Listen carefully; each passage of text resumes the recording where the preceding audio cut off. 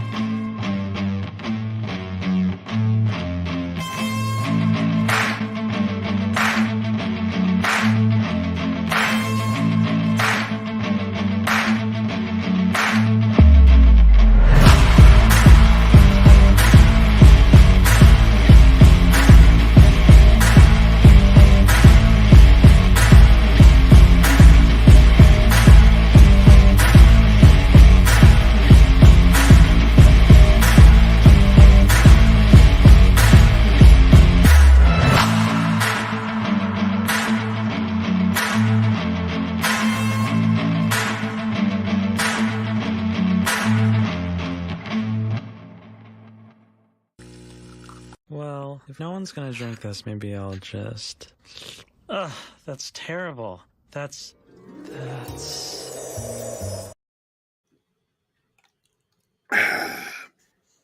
Don't mind me while I'm enjoying my tasty beverage. Morning, everyone. It's Friday, end of the week, just another day. Another day, another show about stuff that's fantastic.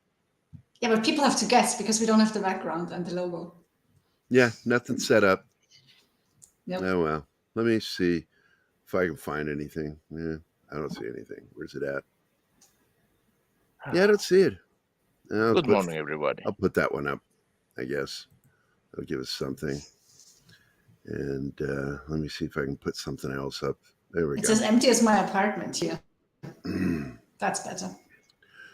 It's okay. Par for the course for today.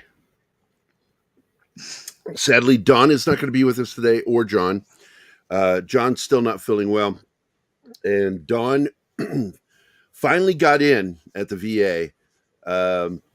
So he is going to get... We're not going to have to see him trying to read stuff with two pairs of glasses on anymore.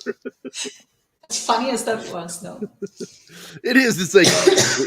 It's like, hey, Don, I'm putting something on the screen for you to read. Next thing you know, he's piling on the glasses and reading right into the camera.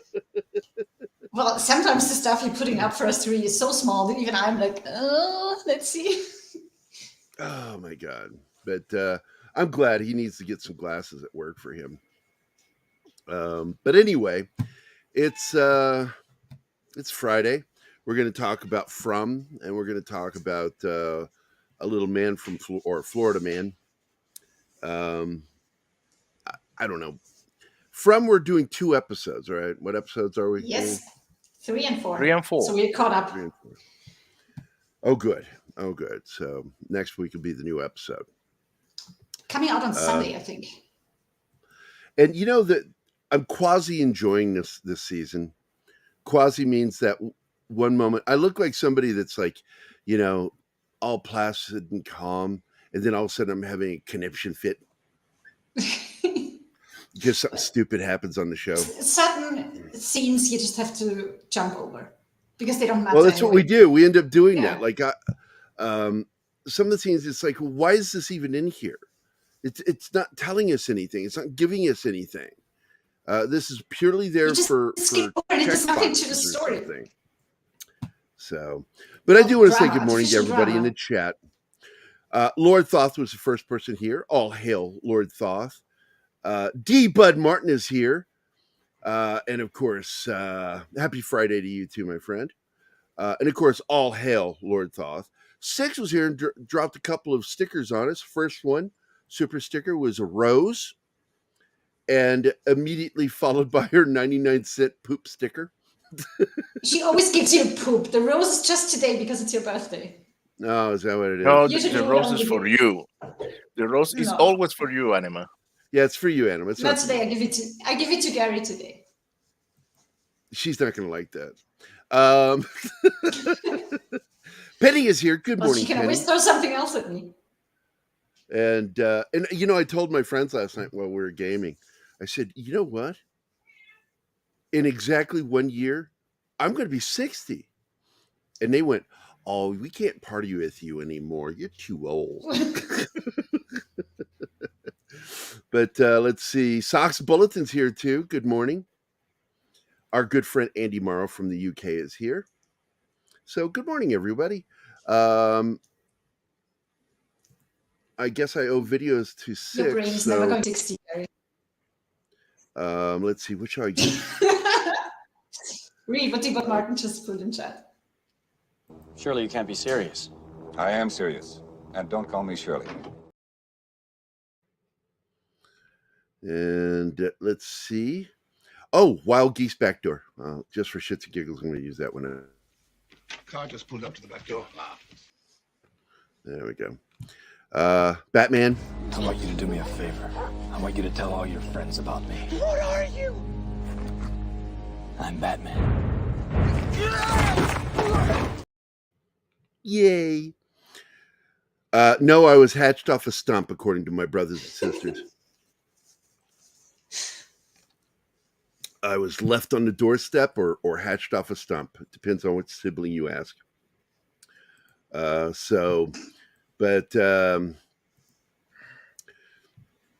took me a while to understand what that even meant when I was a kid. I had to ask my dad, what do they mean when they tell me I was hatched off a stump? And he goes, you're like a toadstool or a mushroom. And siblings charming. Siblings are awful. And of course, they were wishing me a happy me, I have birthday 8. today. I have 8. I had 7. What is this, a So contest? I win. Look at poor Loki. He looks so. Oh, What? He looks like he's Loki, just look at eating. him. Ladies and gentlemen, Loki. Hi, my name is Loki. I'm a complete asshole. I'm stealing the show. Yes. Fuck you guys. Yeah, but you know what, guys? When he gets too whiny, I got this baby here. And I'm using it. Yes, finally. And I talked to her, by the way, Martin. It's way too much fun. How evil Anima is. I talked her into squirting him for no reason last night. She said, no, just do it. It'll freak him out. Like, what the fuck did I do? It was funny. Yeah, because when he's fucked up and I That is squirt no way him, to treat a cat. he fucks off. But last night he just stared at me like, what the fuck? I didn't do anything. Yeah, he's That like, was he me, looks that was down me, at where I know. she hit him on the chest and looks at her like, what? We got a $4 Why? super sticker from Darius Munchausen. Darius with, of course, his Thanks, man. hair and coffee cup. What? What, Thank Anima? You you. said something right when what? I say thank You you. keep talking while I'm, oh my fucking God. Stop talking when I'm talking. I What did you don't. say? I have a lag apparently. Dude, I've Yeah, waited for blame you the to lag. finish talking before I talked. Maybe we can get in through the back door.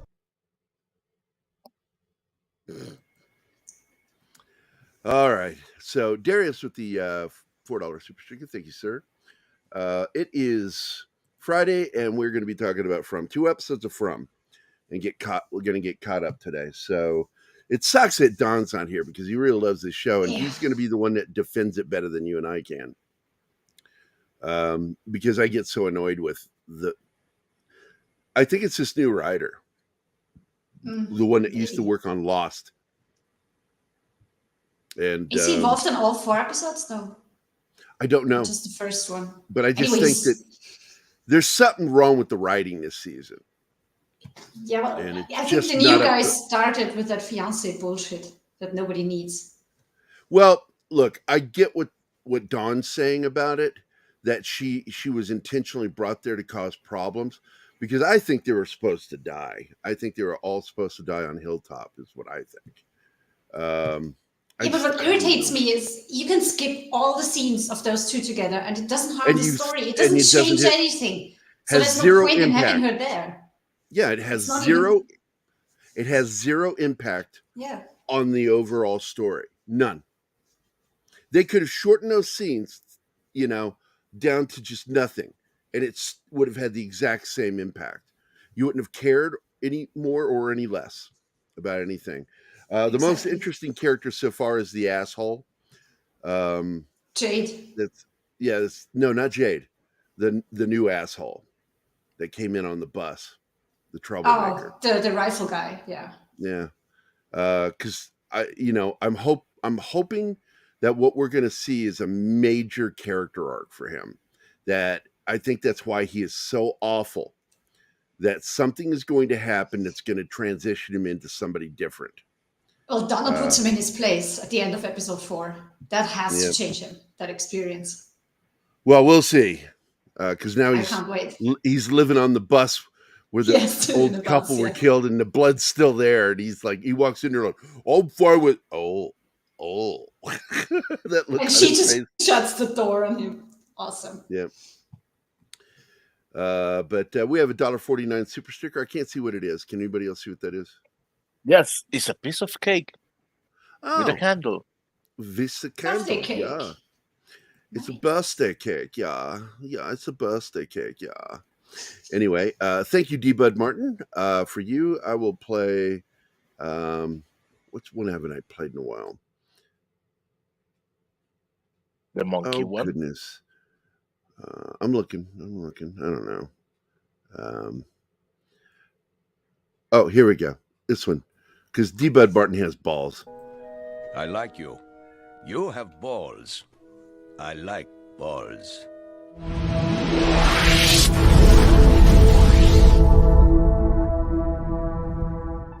There you go. So I've got a weird delay too today. It's weird. I play the videos and they don't play for a second. It's weird. I didn't see that one at all. I bet it's StreamYard. I bet it's StreamYard's doing something because I have a good connection. So it's most likely StreamYard. So yay, StreamYard. I'm looking forward to when Bill and KGRA resolve whatever issue they're having with what's it called? EV Mux? Is that it? EV Mux, yeah. EV Mux. So hopefully it'll resolve so we can all switch over to that. But let's see. Lady V Elements is here, and Cam's Crash Courses is early. Yeah, right. Look at that. Yo, Alex Moore is here too. He just arrived. Outstanding. We got a good group today. 12 people. And that's just YouTube. It's a YouTube. Hey. Anima? No, I mean, we've got the crowd that we don't see on Rumble. And what is Debot trying to say to us here? that's German for your birthday. Oh. Gary, of course, knows that. Yeah, I'm trying to find the graphics for the shows because they're not in the background area. So sorry. I think I have the videos. No, the backgrounds. I'm trying to find the backgrounds that we put up for the shows because they're not in there. And I'm not seeing in my fucking hard drive. Anyway, it doesn't matter. So anyway, let's go ahead and start talking about From. You can play the video if you want to. At least we have something showing what we're talking about. Yeah, I'm looking for it. Okay. God damn. I don't have any appreciation here. Team of true professionals.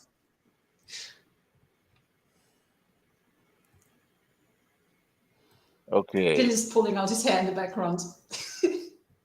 Yeah, and it's going to get worse because I cannot find it. What?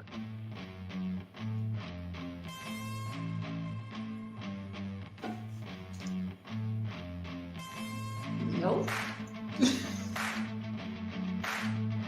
Nope, I don't have it. Of course. And he gets it. It was worth the You're wait. damn right, Andy. They should be there.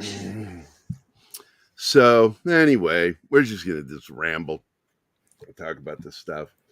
I was out late gaming, and So anyway, episode 3. You're waiting for What me happened to in start, episode right?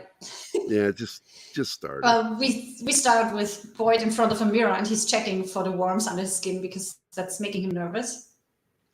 And then he goes to talk to his son because Alice is very upset because of what happened to Fatima the night before, because she almost lost it.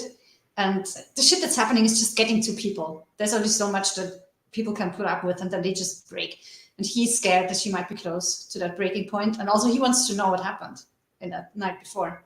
And where Sarah is, because she was with Boyd, which also makes him mad. And now she's gone. But he manages to calm down his son. They have a nice little father-son moment. And then Alice decides to go pick some flowers for his fiancée. Because I think that's what they are at this point. Hold on. Kristen Delorme with a $10 Canadian super chat. French, thank you for happy birthday. Thank you very much. And shout out to who you surround yourself with. Anima panel, great chat. And of course, you know, the missing people today, which is John and Dawn. I want to find more stuff for him to join us in discussing. And in fact, by the way, I got Anima to watch the first episode of Rabbit Hole again. And I think she enjoyed it somewhat this time, sort of. And because I really want to talk about that show. Rabbit Hole is very good. Suspenseful, layered mystery. That's Mystery Box done correctly. Yeah, I think it's a bit too... find out things. It's a bit too layered for me to get into it with only one episode. I told you that last night. I might need a couple more episodes to really get into it, and then I'm fully enjoying it. So, but anyway, thank you, Christian, for that. For you get this very special dedication. Dave. And oh, Matthew, what is it now? For God's sake, no one's smoking, okay? But nothing! You know what we need around here is an anti-whining ordinance. So just sip your sniveling little lip and all your skinny ass. There you go. Thank you, Christian. Appreciate it, buddy. And it's something seeing Colbert making people laugh. You don't see that every day. Who? Colbert. What about Colbert? That is something special, seeing that he was funny sometimes in the past. That's not Colbert in that video. No? Man, it looks like him. It's Andy Dick, Phil Hartman, and Dave Foley. You have my word. That is absolutely Colbert free. That video. Why did you think? Who did you think was? Did you think Andy Dick was Colbert? Who did you think was Colbert? The one with the glasses? That's Phil Hartman. Oh, wait. Dave. And oh, Matthew, what is it now? For God's sake, no one's smoking, okay? Yeah, there's two people with glasses, Andy Dick and Phil Hartman. I don't even pay attention to the guy who's entering. I'm about ready to ask for your culture card back for talking about pop culture. For that huge fuck up. Once again, we don't have all the programming that you have. All right, get back to where you're He at. keeps expecting me to know stuff. Yes, I agree, Kim. Phil Hartman was the shit. As I said, you know, when I put up Blade Zone back in the 90s, Blade Zone, the day that it went up, has never been down because there are backups to the servers. It's never been down except for 1 week when Phil Hartman was murdered. I took the site down and just put it up in the memory of Phil Hartman because he had a huge impact on me. I love Phil Hartman. So anyway, you got to love it when Martin gets it that wrong. I mean, that's like, it's like, wow. I'm not even trying. I grew up in Europe without pop culture. I don't have a card anyway. That's like being at a baseball game and yelling out, "That's bad cricket, mate." Um, Martin doesn't even get the joke. I get it. stop being a bully. You're so mean. I'm just being a dick. I'm not being a bully. I Oh, love it's more than usual. it's just really funny because I fucking hate Colbert. What a scumbag. And he's not funny. That's the other thing about Colbert. I've never laughed at anything he's ever said. The Simpsons was never the same after Hartman died. Yes, as Lionel Lutz and as he's a Doug McClure ripoff character, the actor. It was I forget what his character's name was, but Lionel Lutz was like one of my favorite. Troy characters. McClure. Troy McClure. That's it. Troy McClure. He'd go, hi, my name is Troy McClure. You might know me from such films as Mommy, What Happened to Daddy's Face? Cows, they're trying to kill us and eat us all. He was actually the inspiration for the space captain in Futurama. Zach McCracken. Yep. What? What? What did you say? Zach McCracken, the captain. Sap. Is it? Sap Brannigan. Oh, right. Man, you turn in your card now. No, you were close. You were in the ballpark. Zap Brannigan. But when he died, it went over to Billy West to do his impression of Phil Hartman. And that's what they did. So the captain sounds like a Phil Hartman knockoff. I think one of my favorite Phil Hartman moments was again on The Simpsons, back when The Simpsons was funny. And he's talking to Marge, and he goes, oh no, we got Judge Snyder. She's like, oh, is that bad? He's like, well, I once hit his dog. And when I say dog, I mean son. And when I say once, I mean repeatedly. They made The Simpsons dumb when it sucked. Well, when Simone stepped down as a showrunner, I think it was after season 3 or 4, the new guy came in, and that's when Homer was made dumb. And they came up with the philosophy that he's basically a talking dog. And that's when I checked out with him for the most part. Working in a nuclear plant, yeah, makes sense. I still watch the Halloween specials. Because I don't know. They still enjoy them. But I won't watch the rest of the show. I think it's garbage. Also, there's another Phil Hartman one that cracked me up, and he says, I want to ask for one of those, because he's a lawyer, and he says to the judge, he says, I want to ask for one of those bad court thingies, a mistrial. Yeah, that's why you're the judge and I'm the law talking guy. Lawyer. He just doesn't even know what he's talking about on that show. I used to keep like sound bites of Phil Hartman as Lionel Lutz or as Troy McClure. It wasn't Troy McClure the one that was in the Planet of the Apes musical? Yes. With Dr. Zayas. I think that musical is real with those same songs. Do you? Yeah. I don't know. Yeah. For The Simpsons. But anyway, we've gone off track. Let's get back to the show. Where'd you leave off? After the first scene, where Alice goes to the woods to help restore the traps and pick flowers. And next we see Jim getting stitched up because he'd just been dug out from under the collapsed house. And he's pretty banged up, but I mean, he's alive, so he's lucky. They sent the kids away, and then Tabitha tells him that she found out that the wires aren't connected. They aren't going anywhere. So why do we have electricity? And you can see the wheels turn behind his forehead because he's probably trying hardest of all people to find out what's happening. Right. Then Rifle Guy is trying to get away from the bus with his rifle, and Donna isn't having it, and he isn't having her rules, and then Boyd has to intervene, of course, and since he's the sheriff, he gets the rifle. But that dude, man, I don't like his attitude. He's a jerk. He is. And still, Donna invites all the bus people to come live at the colony house, him included. And she knows he's just trouble. He still doesn't believe anything that they told them after what happened in that night. That's just stupid, right? Well, and especially after you've seen stuff, you need to stop with the whole doubt thing.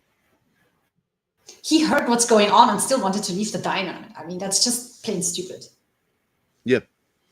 No, I agree wholeheartedly. And like I said, I think they're doing this in the writing in order to give him the big character arc. Because now he's living in the bus because of his shitty attitude. Yeah, but that's end of episode 4. How bad do you have to be for Hill House to kick you? Yeah, we have his bad, shitty behavior 4 whole episodes before she finally puts him in his place. Yeah. That's a long setup for a character arc. It's better be good. Yep. I mean, it's the same like with the lesbians. You can just jump over the scenes and nothing happens. It doesn't impact the story. So what kind it of doesn't setup impact the is that? story. It's all there for check boxes and fake drama. And that bugs me. It's like you always when you start focusing too much on relationships, you're losing it. You're losing your audience every single time. The only scene that makes sense is when the dog cries in her arms after Kelly dies. That kind of makes sense. But all the other drama scenes, oh my God, they're just so cringy and unnecessary. I concur. I know you do. We watch it together. Okay, Tabitha takes the kids to the diner to get some food, and then she asks a Chinese lady for help because they don't have a house, they don't have stuff. And the Chinese lady has this kind of storage space where she keeps stuff of the deceased people, basically. And she immediately invites them to come live at her house because mothers help each other, and allows her to go through the stuff so they can get clothes and everything. And she does speak English more and more. Because at first in season 1, you think she doesn't speak a word of English, but she does. Just in I told you. I said specific situations. She pays attention to everything, but acts like she doesn't know. But the fact is she speaks fluent English. She's a watcher. Not fluent, but enough. But she's a watcher, that one. Yep, she's paying attention to what everybody is doing. So, yeah. She's a good character, by the way. I like Donna, too. We also get to see the day that they arrive to the town. We finally get to see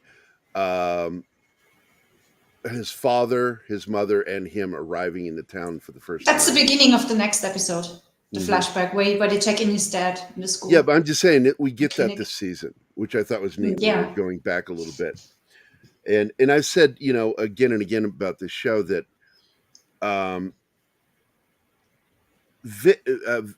Victor grew up. He was a child in that town. Yep. He's in his 40s now. So other people were there in the interim. There had to have been, because he was a child when the entire town was slaughtered. And for a long time, because people see people from different eras. Different periods of time, so weird. So many questions. It's just very simple that something happened, and I don't know what. But there's also hints of time travel going on in this show. Yeah, like last episode, Boyd, he definitely time traveled from Chicken Leg Dude back to the present. Yeah. So keep going. I'm sorry. Donna and Boyd assess the situation because the storm has destroyed a lot of crops, and they have in total 22 new people and need to figure that out. And I really like the counterpart that Donna is to Boyd, because she's just as much a leader as he is, just in a different area of expertise, so to speak. Yeah, but when he showed up, remember when he got back to town, she was upset. She goes, "You promised me you're not leaving," because she knows where her weaknesses are. Yeah. And he covers those areas really well. That's at the end of this episode where she tells him, "Hey, I need you there, and I need you in your right mind, because I try to be a solo leader and people die. So don't make me do that again." Yep. She's very upset. And I mean, he's combat trained. He can take more than she can. She's very strong, but he's a veteran. Yep. Thank you. Well, at least Loki agrees. He always I agrees. didn't know that Loki was pro soldier. That's really nice. But he likes you. You know that. Yeah, he's okay with me. And you're sometimes okay with him. I'm sorry. Keep going. The deputy, what's his name? Kenny. Kenny. Kenny. He's fixing the traps that the storm knocked over, and there's one of the metal rods missing. So he sort of snaps at Alice. Yeah, can you stop picking flowers and help me there, because I need to find this rod so the trap can work again. And all of a sudden they hear music and follow the music, and they find Kelly nailed to a tree with the metal rod to her forehead, and she's alive. And again, it's music that is some kind of a cue, like with the jukeboxes or whatever they are in a diner that just turn on and then stuff happens. So yeah, I know, and it's always a fitting song that. I mean, jukebox. Music in the forest. Yeah, that too. But I would say that I think my biggest frustration with this episode is the tree. The girl with the rod in her head. She's got a rebar. It's called rebar, and it's really tragic, and it's horrifying what was done and why it was done. But the resolution of it should have been written better. And there are two things that suck about that whole situation: that they don't even try to get her off the tree. And then they write a note instead of using her phone to record her. Yep. I was like, yeah, makes no sense, writers. Just stupid.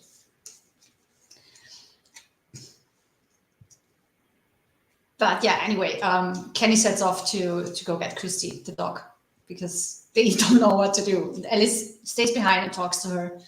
And I don't think she can see the way she talks and asks questions. I think she's at that point. And she doesn't really know what's happening yet. Then Victor is in his room, and he finds out that somebody was there, and they took something. Something's missing. And we find out what when he goes to the house where Jade lives, and Jade is playing a violin, and that's Victor's. And Victor is just so angry that he went into his room, and Jade tells him, yeah, we thought you were dead, you were missing, and overnight, that is. So, yeah, sorry, here's your violin. And Victor runs off. And then Jade goes after him because he wants to show him the symbols that he keeps seeing in that that are drawn in that book. And also he has a photo that shows a guy. And in the background, there is a child, Victor, with his bread box. But Victor doesn't want to talk. He just tells him, stay away from me, and leaves. And then it's the first time we see proof, I think, that Victor was there as a child, that photo. Mm-hmm. Well, whose memory was it? Because wasn't it his memory when he remembers as a child that day? I think that's actually where we saw it. I think that's where we saw the first proof of it. But this is more there was proof. There was a flashback. Now it's on paper. Yeah, now it's proof to them that he was there. And so, yeah. But he doesn't want to help, or he doesn't know how to. I don't know. I think he knows way more than he can process. Yeah, because he's clearly on the spectrum. And he knows things, but he doesn't know. Your theory that he was... you said that apparently everybody died but him. So he was alone growing up as a kid, and that's why he's underdeveloped. I think that's part of the reason. But I do believe that there are other people. I do believe more came, and I think he kept his distance from them. Maybe because of his friendship with the little boy. I don't know. But we haven't heard that. But clearly, he went from child to adulthood. That's a lot of years. And he's about 40. So that's 25, 30 years that he was there. So 30, I'd say. I don't think he's much older than 10 in that picture. Yeah, he's about 10 or 11. So it's just an interesting little mystery, a conundrum about not only how long he's been there, but have there been other groups that have died that he witnessed because of his keeping the distance? Let's see. I hate every ape I see, from chimpanzee to chimpanzee. Yes. Yeah. That's He's quoting the songs. Yeah, Good they don't have any monkeys here yet. Oh no, I was wrong. It was Earth all along. Yes, you finally made a monkey out of me. Yep, I love that. That's great. Yeah. Look at that. D. Bud Martin and Darius Munchausen bonding in the chat. Oh, that's nice. We like family. It's okay. I love you, Dr. Zayas. Dr. Zayas. I fucking love that movie. I mean, episode. That's a great episode. Also, it's a movie that I'm going to introduce Anima to. I have a 4K copy of Planet of the Apes that I'm going to introduce her to. It's a classic film, man. Classic sci-fi. Get your dirty paws off me, you damn dirty ape. Okay, I have all of them. I know the last batch wasn't so good, and I'm not talking about the remake. I'm talking about the.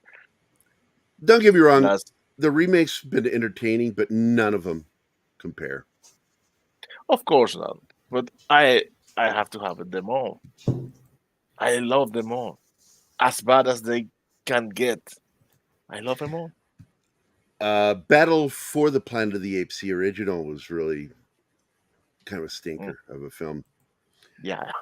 With singer actor Paul Williams is one of the orangutans. Yeah. Stone Pie Media has joined us. Good morning, sir. How are you? That's my buddy. So anyway, keep going. Jim, who is told to stay in bed and take it easy because cracked ribs and everything, he gets out of bed, I think, to check the wires going from the exit sign to the sockets or something. He climbs up on a chair, and then the crazy lady from the bus who was dancing in the rain, she wanders in because she's looking for the dog, but the dog has been taken away to the forest by Kenny. And then, of course, because he isn't supposed to be out of bed, Jim stumbles and she's trying to help him, but he goes down to the floor. And that's when Marielle, the fiance, comes in. And the crazy lady tells Jim that she is Chris's fiance. And he's like, what the fuck? How is she here? How are the chances of that happening? So it's all adding up in his brain, the unlikely things that are happening. How can this all be real?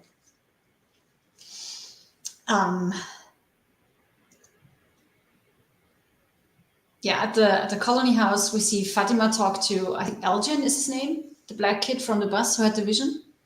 Right. Because he's having a hard time fitting in, and she's just showing him around the house. And he wants to know, for whatever reason, if they have a pond or something close by. So she takes him to a place where they go swimming, it seems.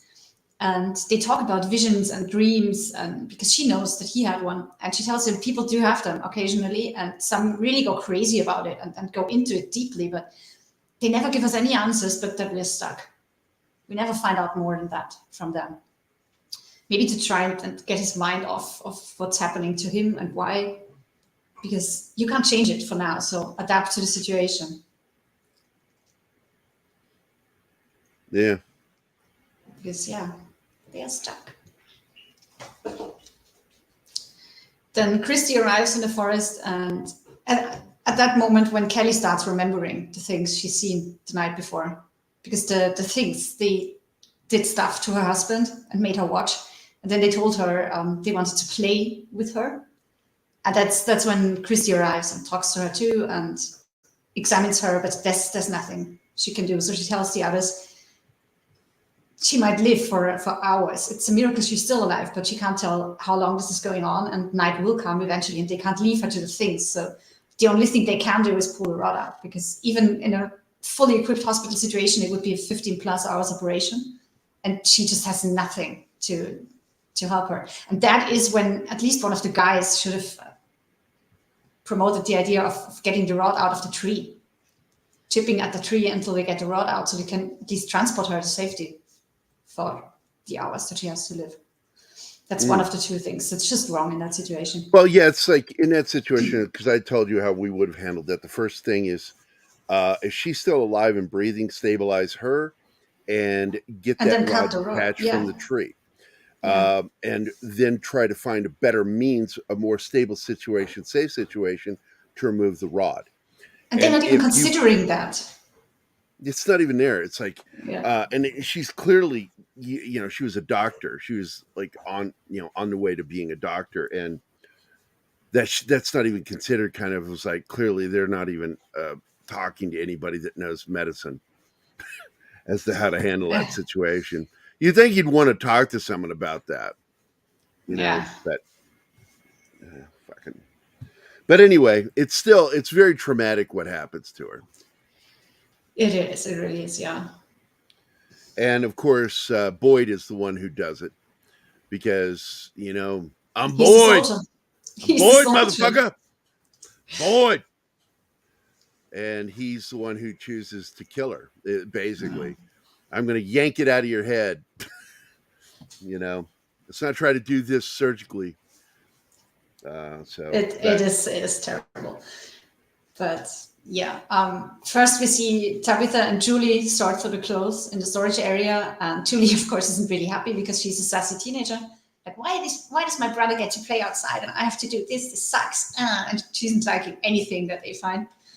And when you go outside, Tabitha has a vision of two very creepy kids.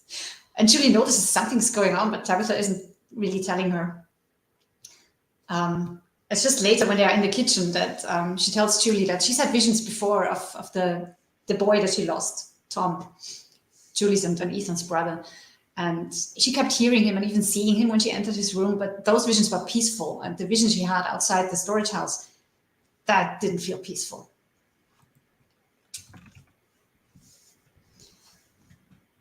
Yeah, the next scene is when Kelly wants to call her mom and Christy tells her, you know, cell phones don't really work here, but we can write a note. And Gary and I watching this, Gary paused, and at the same time we're like, yeah, if only cell phones could record stuff. Yeah, I know. It's like, I need to leave a message. Well, we have no means. They've got a mobile phone right there that's still got energy in it. And it's like, just record it. But no, we can write a note. And so she starts telling Christy what to write to her mom. But then she starts freaking out all of a sudden because she hears things and starts screaming. And Boyd, who has gone to his wife's grave to talk to her, he hears that and he joins them. And yeah, figures out the only thing to do because she's losing it and apparently pain is coming now, is to pull it out, and he wants to send them off. And Christy says, all due respect, sir, but this is my job, I'm staying. And the guys sort of bonded with Kelly, talking to her and distracting her, so they all stay as Boyd pulls it out. And it's terrible because you hear the screaming, you don't see anything. I think the camera is on Boyd, but she's screaming and all of a sudden the screaming just stops, just like that. And then it cuts to her hand going slack. Yeah, because she's squeezing Christy's hand and the hand just goes slack. It's horrible, but yeah. But here's the cold heart reality of how that probably would have been handled in a real life situation. We don't know how to surgically remove that. So what we're going to do is we're going to leave it in your head and we're going to find a way to get you back to town. And you're just going to be weird girl with rod in head that lives in town. The one day you'll just like not wake up. It's what it's the one thing they can do is try to get her back to town, where Christy hopefully has something stronger for her pain that she has in her bag, because they consider killing her off with medication, but Christy says she has nothing strong enough to do the job. Well, you can wander in the woods if they can find certain mushrooms and stuff in the woods, even though I don't think anything is naturally there. I think everything has been transplanted there. Yeah. So I don't know if they'd find deadly mushrooms out there. And she could go out, that way. But there's moss too that you can, algae that you can kill people with. You have to know what though. I wouldn't. So I don't know if they have anyone in town who knows that stuff.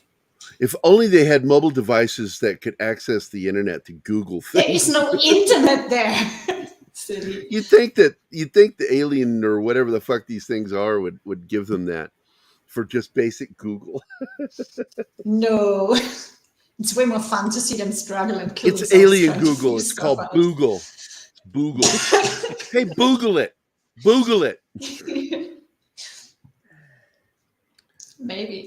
One of the mysteries from last season still hanging over, because it does get brought up this season, is the whole voice that the dad heard over the radio. And all of us, I think everybody I knew, reacted that that's the bartender. That's a bartender, yeah. And he got killed under the house. And he got killed under the pulled house. apart by And things. I'm like, so is that somebody just trying to sound like the bartender? Or is it just somebody that sounds like the bartender that wasn't? Because we're Maybe finding they out had this to world use- is bigger. Maybe they just had to use that actor because they didn't have anyone else available for that scene. I don't know. And he was the only one not there at the hilltop. That's true. So yeah. he was still down at his bar and not wanting to take part in what they were doing. So I don't know. That really threw me. But they do bring it up. Like, who is that voice? Yeah, in the next episode, yeah. Yep. So, but moving on. Yeah, moving on. They deal with what happened with Kelly in their own way, meaning Christy goes to her fiance to cry in her arms. Okay, give them that. Alice meets Fatima in the diner and tells her, you know what, let's not let this place decide to tell us when to be happy. Let us decide. And I know we agreed to wait to get married until we are out of here and back home, but let's get married now. And Fatima agrees. So we have that coming up, apparently. Ethan is on the porch of the Chinese lady's house, and she gave him a kind of a puzzle to play with. And Tabitha joins him just as he finishes it, and she freezes because it looks like the thing that they saw in the dungeons that fell over. Like it's a stack of wooden things, basically. And that freaks her out, and then she looks up and sees the two kids again and just grabs Ethan, and they run into the house. And then we cut to Donna in the greenhouse, and she's having a crap day, dropping pots of plants, and Boyd joins her to tell her about Kelly. And that spins off an army story from his first tour in Iraq, when their jeep ran over an IED, and two of the soldiers were killed immediately, and one kid died in his arms because he got hit badly, but he wasn't dead instantly. And the name of that kid was Brian Kelly. So how can that be a coincidence? He's in this whole... Maybe this isn't real. Maybe I'm in a coma and they're waiting for me to wake up. How can this all be real? There are so many coincidences that can't be coincidences, because Kelly and her husband, Brian, and that kid, Brian The Kelly. fiance showing up. The fiance showing up, that flips everybody who finds that out, that it's her fiance. Because people come from all over the States and they are not connected. And all of a sudden, the fiance shows up? Like, how? Why? And yeah, Donna, that's the scene where Donna tells him, you know, don't ever leave me alone again, because I tried to be a soldier and I had people killed. I need you in your place and on your A game. And that kind of snaps him back into duty mode. I don't know.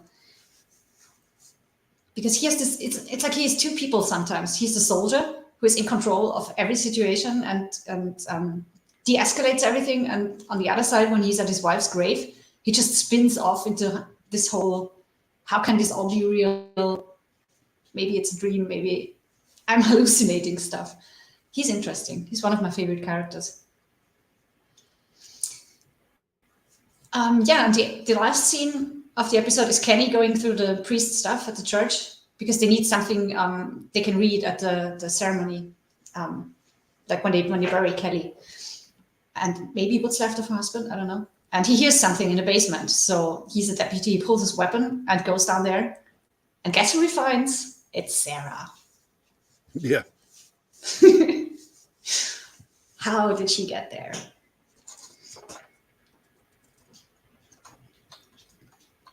Because we've been wondering for like 2 episodes where she was. We see her behind Boyle. And then we see the whole Boyle down in that, what is it, a well or something? And then the chicken guy, and all the time you have it in the back. Yeah, of your head. chicken Where's legs. Sarah? What happened to Sarah? She's just gone. It's so bizarre. And then she's in the basement of the church all of a sudden.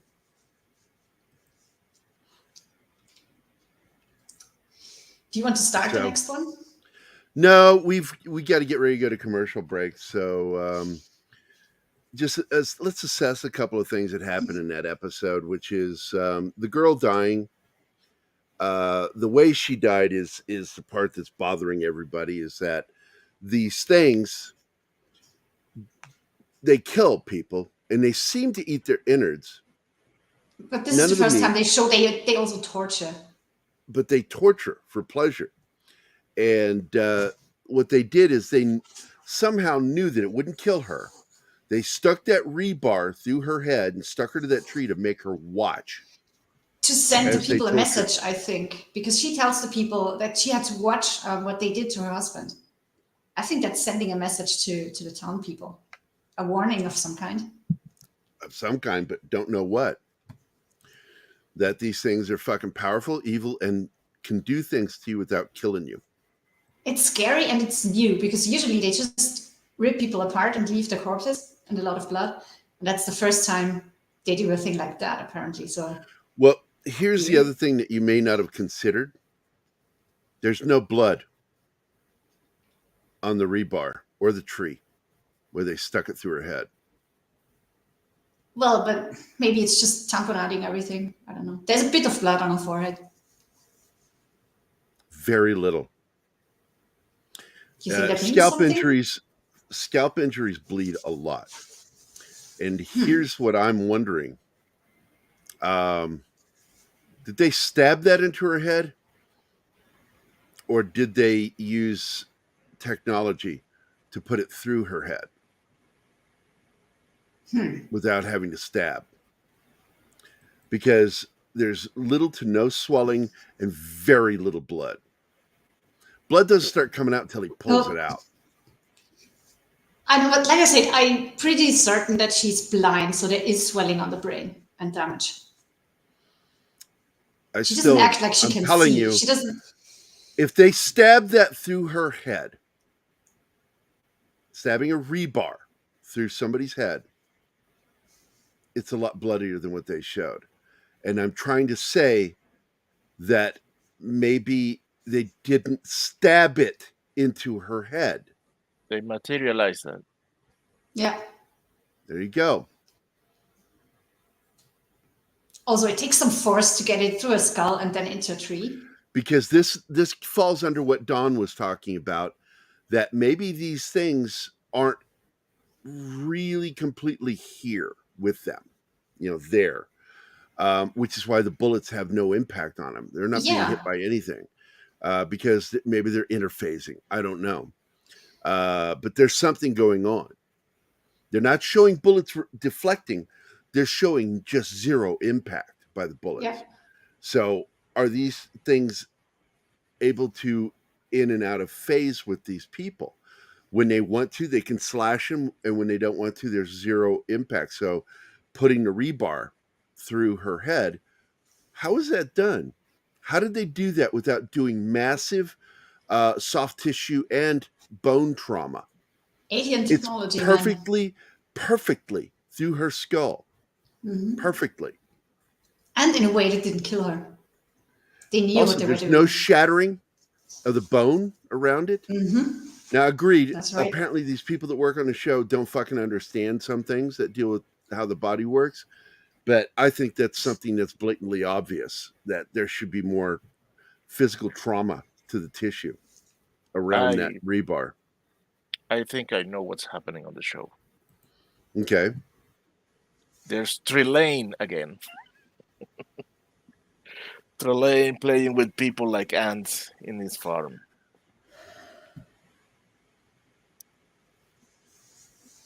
I'm going down to Mexico to take your nerd card. Why? Why? It's a time you've lost it. I mean, look, I thought Colbert was bad enough. Trelane does shit like that. For those of you who don't know, you have to put it in the white thing under your name now, Martin. Yeah. The untrained monkey without a nerd card. Untrained monkey without a nerd card. Card was taken. Trelane, of course, has been, according to Gene Roddenberry, was part of the Continuum. Trelane and his parents were part of the Q Continuum. So I think that's neat.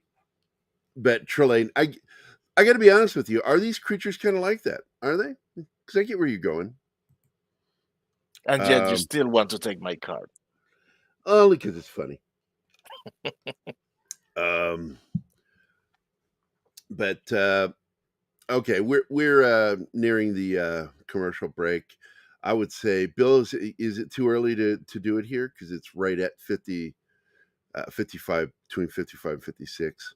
So I think it's a good moment because I want to get started on the next episode as soon as we come back.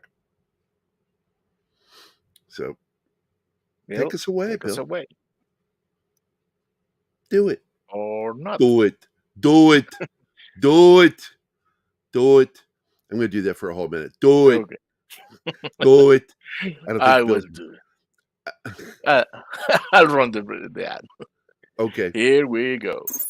Hi, guys. This is Gary from Pop Culture Minefield here on KGRA, and we're leaving for our first break.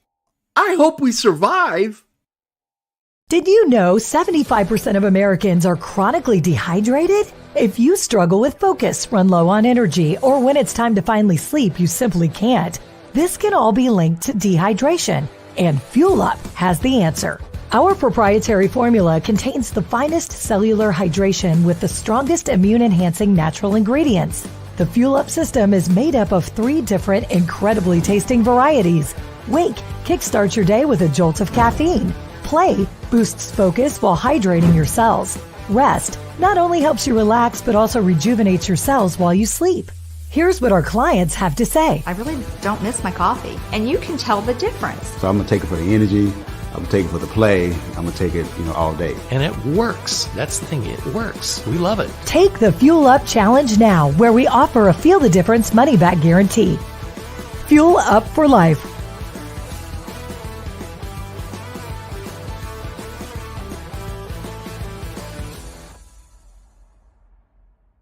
Hey members, the new KGRA DB app is now available on iOS and Android devices. Gain on-demand access to any KGRA DB programming. Download any show directly to your mobile device to listen or watch on the go. Go to the App Store and search KGRA DB. Oh, wow. We survived. Welcome back to the commercial break. Now for some more Pop Culture Minefield on KGRA. And to the back. Yeah. So Cam had to go. So see you later, Cam. Thanks for dropping in. So now we start on the next episode 4, right? Yep. Yes. And that's what you mentioned previously. We see Kenny's dad getting settled in at what used to be the school, which is now Christie's Station or hospital or whatever, because he almost opened the door to the things the night before because they made him think it's his brothers because he has Alzheimer's, very obviously. So it's not safe to have him at home. He needs to be in a place where he's watched all the time. And he's having a hard time at first.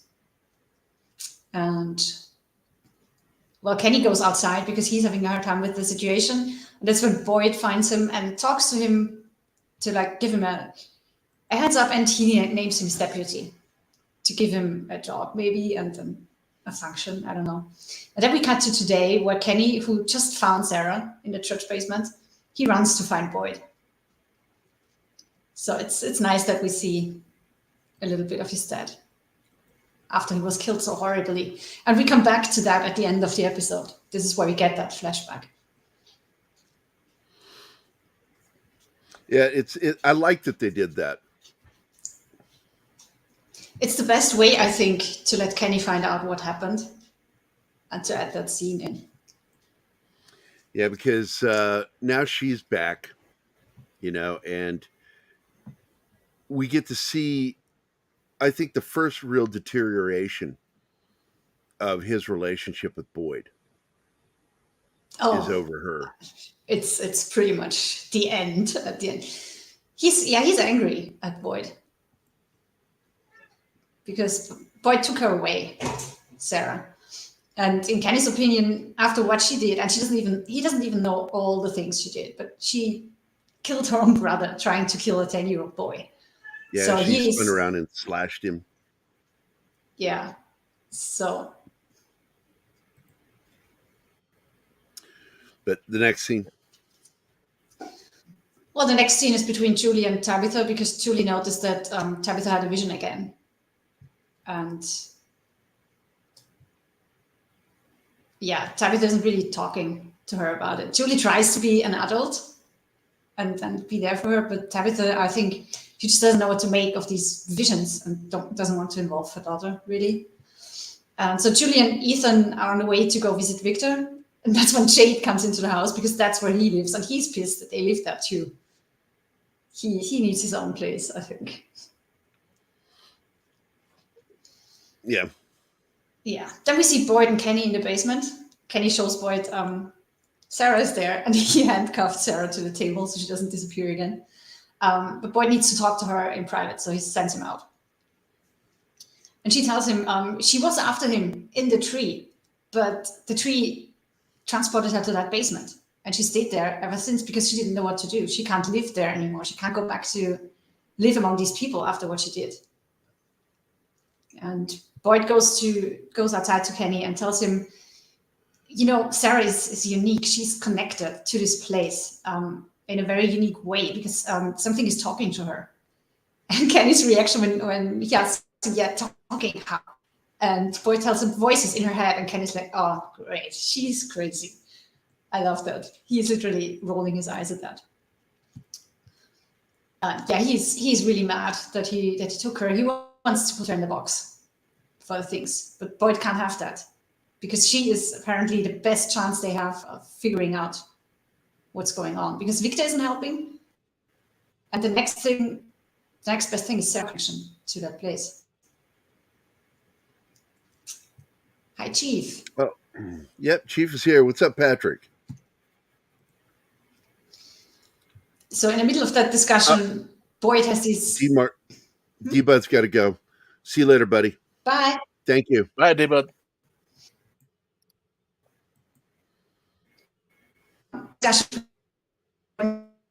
Any ends when the arms show up and fix them. Because something is wrong there. Julie and Ethan go to the colony house.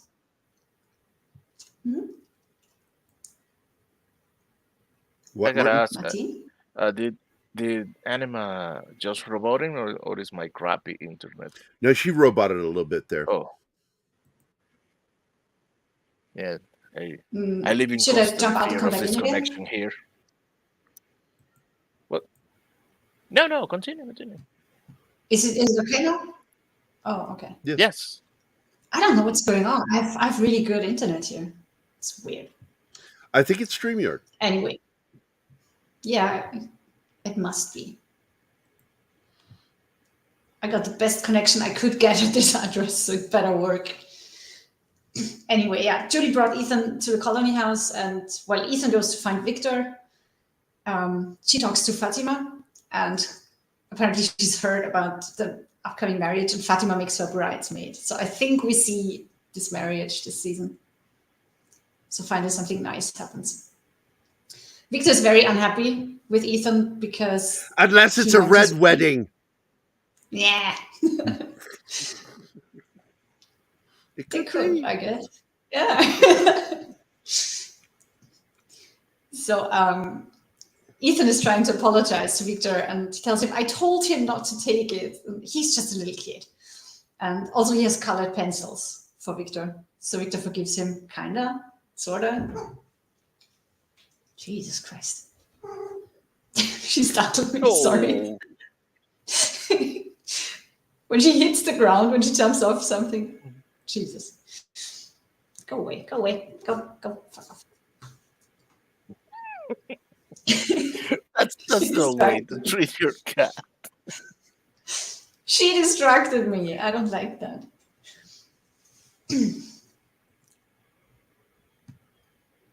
Okay, let's continue. Okay. Well, yeah. Colony house. Julie talks to Elgin, letting him know, hey, I had a hard time here at first too, and if you want to talk, we can talk. And of course, Elgin seems interested, but then Ethan storms out of the house and is like, I want to go home, because Victor didn't really want to talk to him. So they have to leave.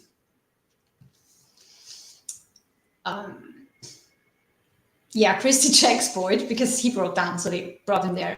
And he's like, I got some spider bites from the night in the wood, and lets her check that. And then she discovers the wound on his arm. I was like, you can't tell me anything about that. And he's like, I just scratched it on a tree. So he lies to her.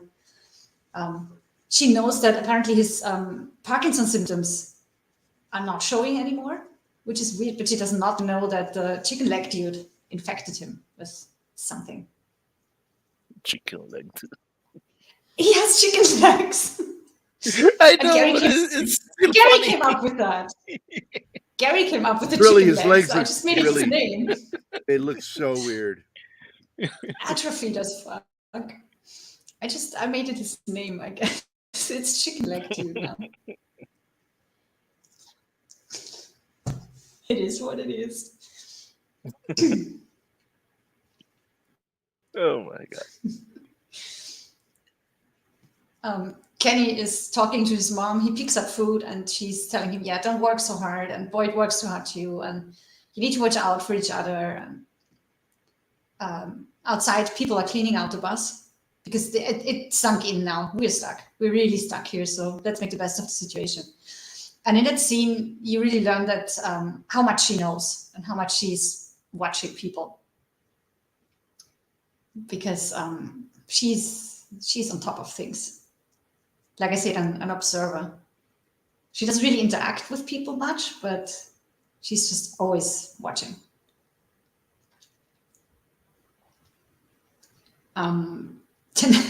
Jade needs to be alone. He needs alone time. So he goes to the bar where Kelly and her husband went for the night. That went so wrong.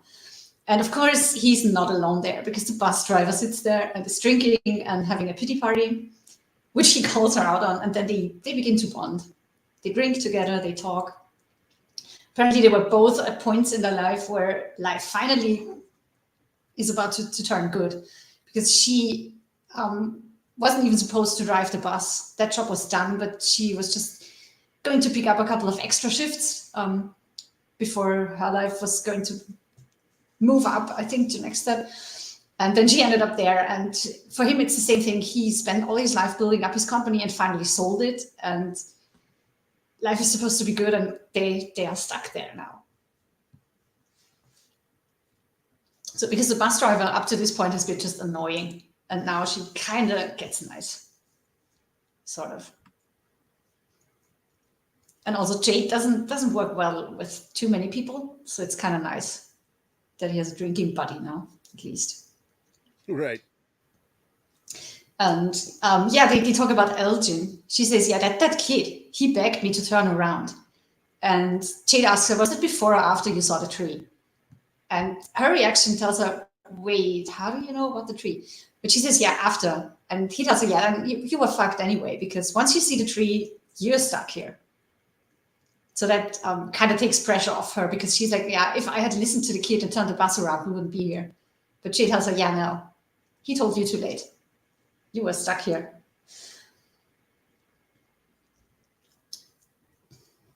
Tabitha goes to the school to look for Jim, but Marielle tells her he just left, like a little while before, and she finds him by the broken down house. And he tells her the radio worked. Just before the storm hit, the radio worked, and he heard a voice.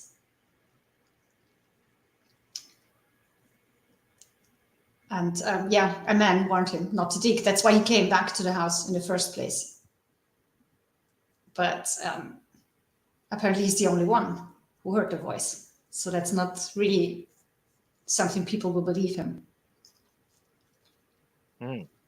So could those visions and voices being directed to specific people? Like these entities can put things in their mind. They totally screw with people's minds and make them see and hear things. That's how they work. That's how they convince them to open doors or windows. And yeah, still, that sounded like the barkeeper. So where's the sense in that? Why would he be on the other end of the radio? Yeah, so this is still a mystery. Like, who was that? Because somebody spoke to him, knew who he was, and said, "Why is your wife digging in the basement?" She shouldn't be. And just as he arrives there, the whole house collapses in a very weird way. Like he's sucked into the ground all of a sudden. At first, I just thought it's bad CGI, but I think it's meant to look that way. It's not meant to collapse naturally.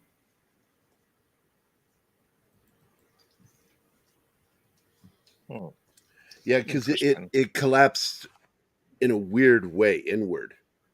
Yeah. And I think what I said the last time we talked about it was that I believe that when they broke through the floor or the roof of this cave system, it's actually not in their universe.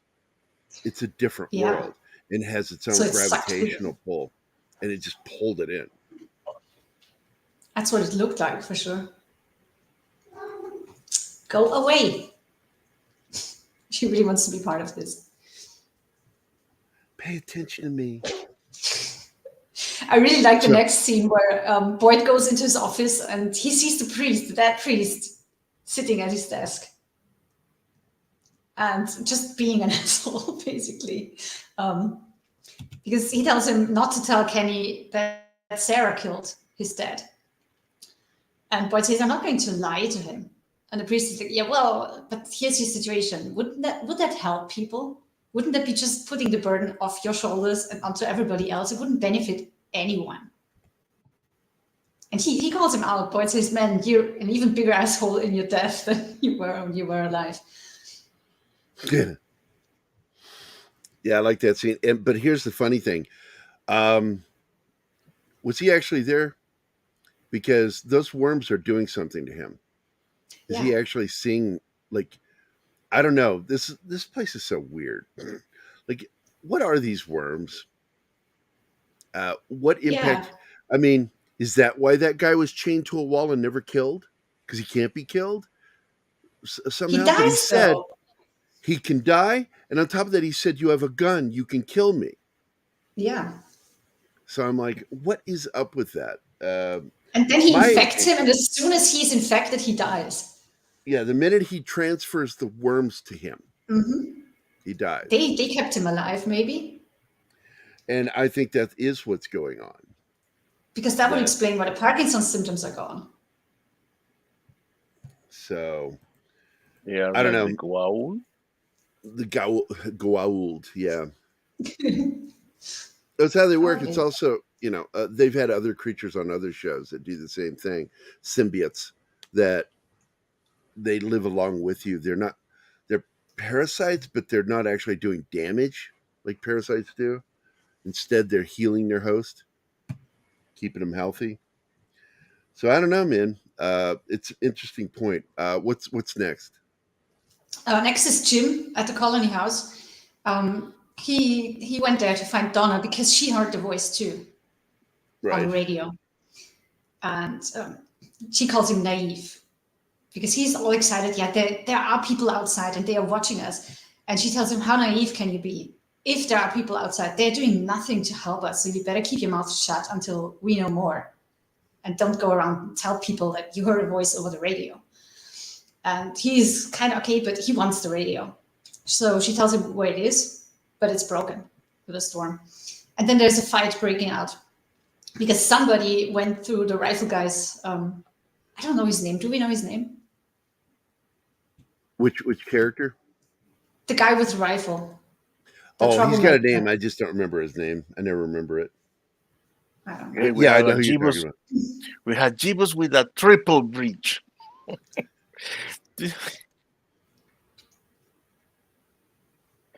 What the heck? I did it. I did it. I know what that is. I don't. It's from a dumb movie called and book called Dreamcatcher by Stephen King. It's just really stupid. The book was nice though. Was it? Really? Yeah. It was it. Yeah. It was just it. It was a retelling of it. Was all it was, and it just kind of annoyed me. Yeah, I can see why you say that, but I like the book. Okay, I like Morgan Freeman. He was the best part of the whole movie.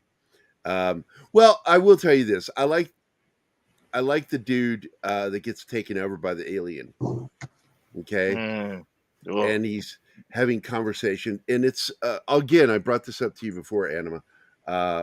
Mind palaces. And he has a mind palace that is basically it's a little library storage room, and he's trying to keep this alien that's taking over his body out, so he doesn't find out all this information that it needs to do what it needs to do next. So he's in his own brain, being taken over by this thing, and he's fighting him, resisting him inside his own brain. And it is some of the best moments in the film. Dumbest moment, the whole toilet scene. Just fucking stupid.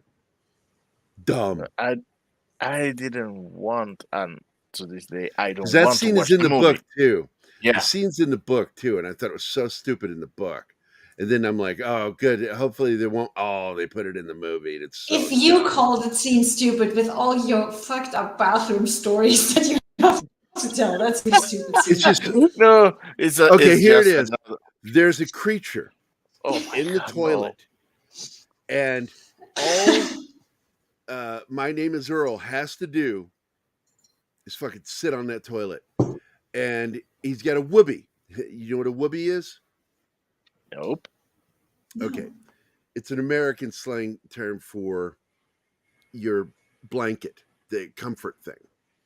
Okay, the thing that makes you feel good. Children have them, and you can take them into your adulthood. His whoopee is a fucking toothpick. He's always got to have that fucking toothpick in his mouth. So he chooses to stop sitting on that toilet seat, keeping that creature at bay, to get his fucking toothpick. Okay, that's idiotic. Yeah, it is. It's fucking stupid. Nobody would fucking do that. Nobody that you should care about, because somebody that's that stupid earned that death. And so I hated that scene, that whole scene. That is referred to as Deus Ex Machina. It's in the book and it's in the film.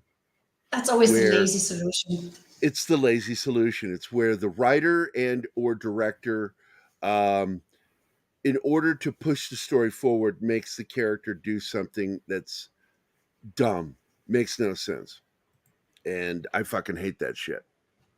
And so the film had problems there, but I got to tell you, Morgan Freeman was really good at it. I really liked Morgan Freeman in that movie. And the guy that played the likable character that's on the snowmobile with the alien trying to take his brain over. He was a good actor. The whole I Dud It's thing, Donnie Wahlberg. Jesus. Okay, so my question for you would be this. As someone that really liked the book, should I watch the movie? Which movie? Which book? Dreamcatcher. Catcher. If you like the book, you'd probably enjoy the film. Okay. Because I've been avoiding that film. I think I saw the trailer and I was, oh no, this is gonna be bad. It's not good. It's not good. But I think that if you like the book, you should probably see the film. Because once again, Morgan Freeman's really good in it, and so is the actor that played that character that's being taken over by the alien. The whole I Dud It's thing is just so fucking dumb. And seriously, Ultra Rob and I would walk around for years. We'd walk around whenever you did something good, you go, I did it! Look at this evil creature. That's the only reason he came, to derail you. Of course. And he succeeded. Okay, let me give him his video. Just one video for your 3 breaches. Yeah. You know the rules. And this is just for you. Open your back door, baby. Loosen your hinges, I'll show you my key.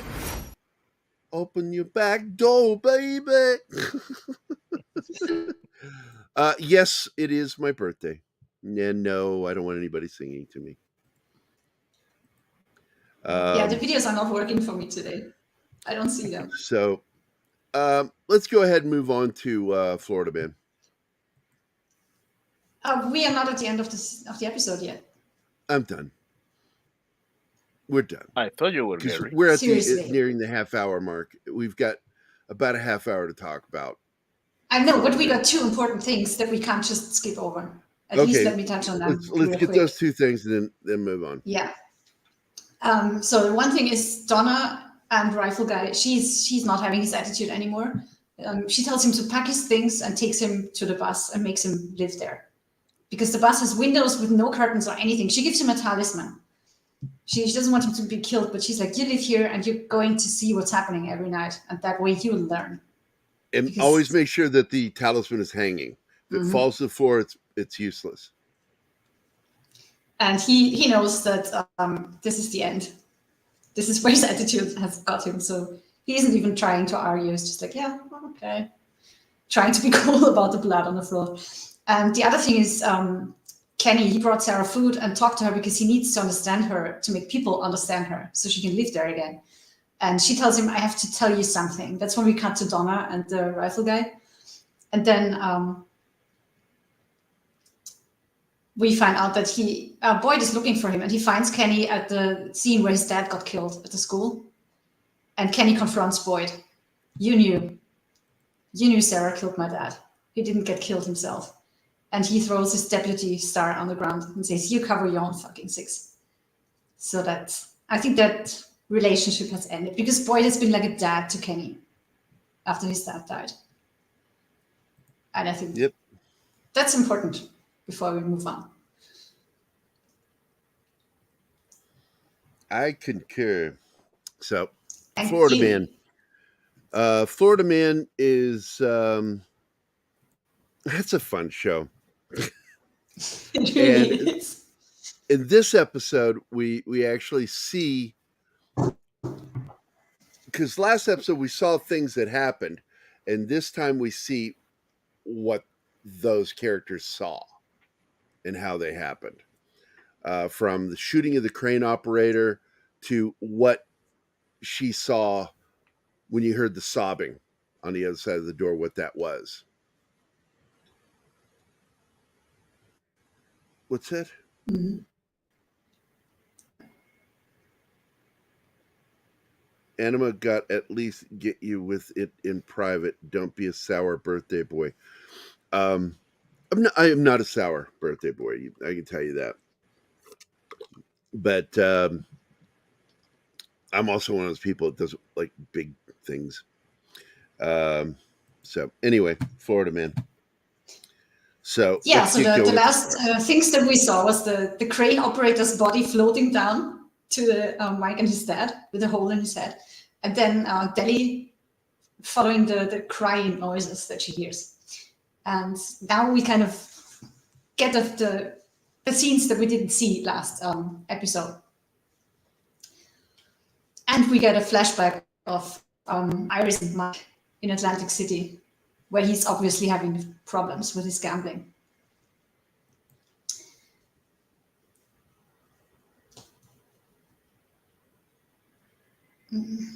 Hello. Yeah. Comment.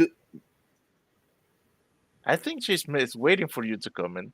Oh, no, everything just froze. I'm sorry. I don't know what's happening. Oh. You're running circles for me all of a sudden. Welcome to my life. That shit happens to me more time than I care. I have Vienna internet now. Anyway, we see how Buzz is fucking up by telling the crane operator about the gold, and then of course he wants in, and he has a gun, even though he's not supposed to because he's mentally retarded. I don't know. Ever since he got zapped, he shouldn't be handling guns anymore, and his colleagues made sure he didn't. So he must. I don't know if he is a bit mildly. Yeah, I would say he is. He's diminished. But he managed to get a gun, and he is drawing it, and the crane operator obviously doesn't think he would pull the trigger, but he does. And then Deli, following those crying sounds, she finds the security guys dead, tied to a bed with plushy handcuffs. It turns out he has dementia or something, and it's the only way he can keep him safe, which is sad. Because at first she goes into this room and you see an old crying man tied to the bed, and you're like, what the heck is this? But yeah, it's his dad. And of course, we talked about this. It's like, because he's not able to afford to put him into a home, he keeps him there with him, and he chains him to the bed so he can't escape, because he gets out at night and he could get hurt. Yeah. So you feel sympathy for him, but at the same time, it's abuse. It's abuse. It is. And I mean, the old man is crying. He's not happy. And it's not a very secure location. It's an abandoned church. And apparently they live there. It's just sad.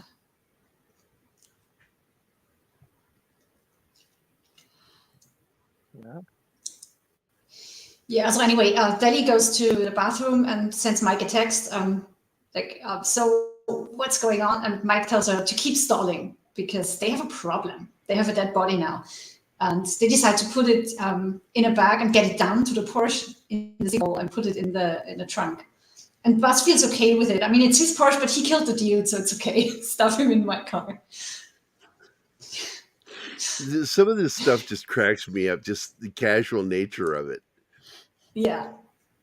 Buzz himself. Buzz is such a cool character in his weird, he's in a different, I don't know, in a different world somehow in his head. The way he sees things, it's funny. So yeah, the other problem, aside from the body, is they have the crane dude's brain scattered all over the vehicle. Over the vehicle. It's really nice when Buzz shoot him and you see splash on the back all over the vehicle. So Mike goes back to the motel and tries to steal all the cleaning supplies he can find in the closet. And of course, the owner, the female owner of the motel, catches him. And he says, yeah, I just need to clean up a mess. So I'm just borrowing these. And she's like, no, this is my job. I clean up messes. And you pay me and I clean up your mess too. And he does. I was like, oh God, no, he's getting her involved too. So yeah, he takes her to the crime scene. And when she sees it, she stands there and is like, oh, that's a mess.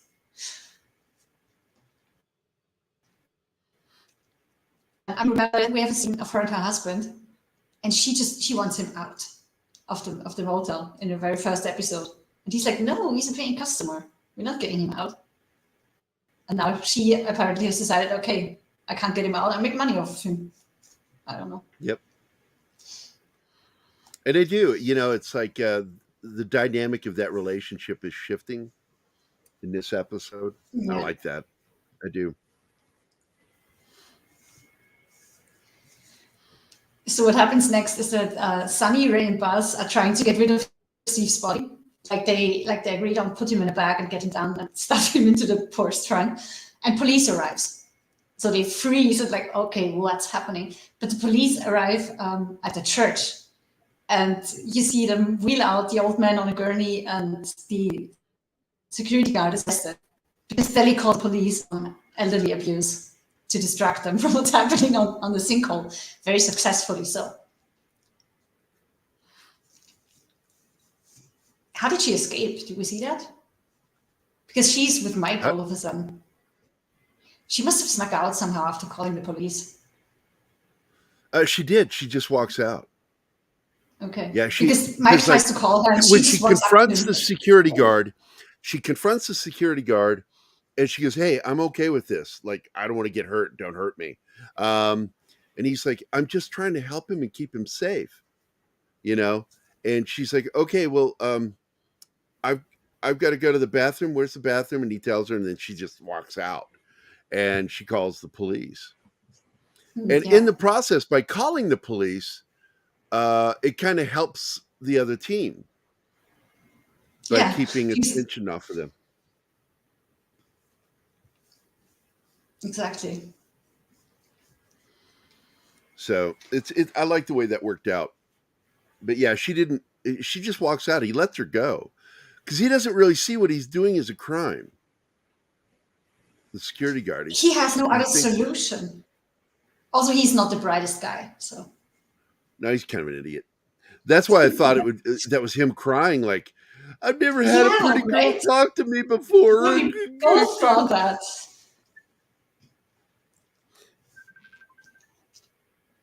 I'm doing a show and my daughter's calling me. Hold on. That's in your bingo card. Yeah, I'm in the middle of doing a show, and she's calling me. Yeah, my daughter's calling me while I'm doing a show, while doing it. See, Zoe? See the show I'm doing? Hello, Zoe. They said hello. Are you calling me to say happy birthday to me? I was calling to say happy birthday to you. Well, give me 30 minutes and call me back, baby. Okay? Listen, I take priority over anything, just saying. Okay. That is true. It's very true, baby. I love you. So he answered the phone. He never does that during a show. Yeah, and Anima's saying, I never answer the phone during a show, but you calling, I answered because I love you.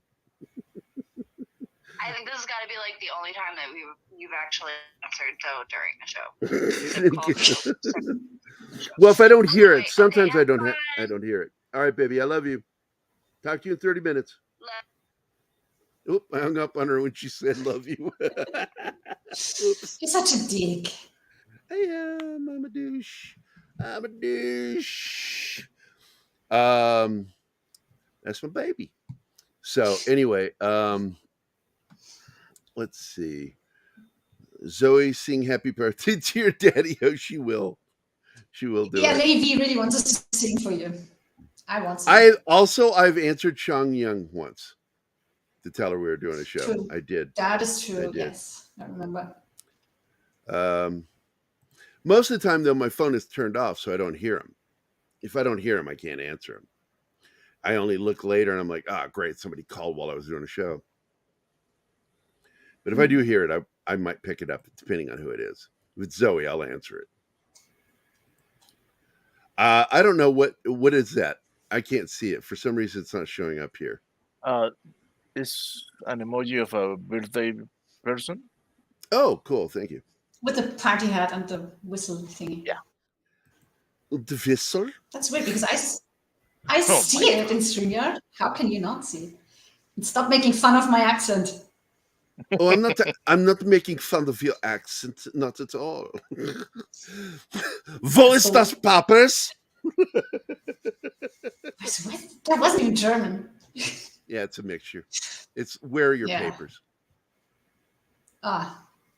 Jesus. Please just show me your papers. Don't talk German. Don't talk German, please. Just. But you're not German, honey. You're Austrian, remember? But anyway. Yeah, but yours is bad, so I call it German. I know, and it's I do it even worse just for you, just because I know it annoys you. I was just talking to Travis about that. Guys. I said I love her so much. I speak really bad German just to annoy her. Once I discovered that it annoyed you, it's like you just showed me your pressure point. Never show a jerk a pressure point. That's why I asked if it was the final solution. Oh my God. That was awful. No one loves all me right. here. No, I love you. But But anyway, let's get finish this episode up because look, I like how it's building up in this episode. I like how we're starting to get to know Sonny a little better, the dad. Mm-hmm. That even though he wants his money, he really gives a shit about his kid. And I think that we're going to learn eventually what it is that the son resents about the dad. And I bet you when you really look at what he did, it was to better help. Well, he keeps saying his dad has screwed him over. So.